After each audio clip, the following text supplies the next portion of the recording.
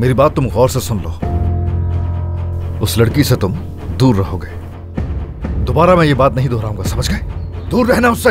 अरे बस करे, मुझे मत बताएं क्या करना है। मुझे कहाँ जाऊंगा, किससे मिलूंगा? आपको हिसाब देने का पाबंद नहीं हूँ भाई। क्या कह रहे हो तुम? ये समझ सकता हूँ कि सारा गुस्सा आपका उन पर है।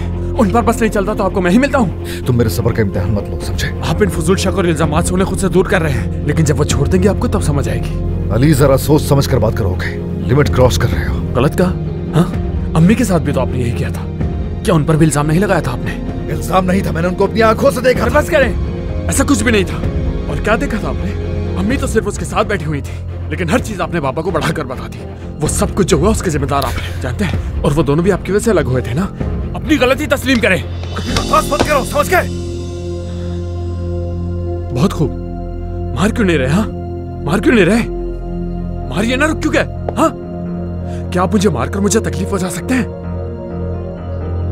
क्या आपकी मार मुझे वो तकलीफ दे सकती है जब मैं 8 साल का था और आपकी वजह से मैंने अपनी मां को खो दिया था? सब आपकी वजह से हुआ था भाई, तो आप मजीद तकलीफ नहीं दे सकते मुझे। और एक मशवरा है आपके लिए, हुमैरा आपा के साथ भी ऐसा मत करें, नवाल की मां भी ना छिन जाए।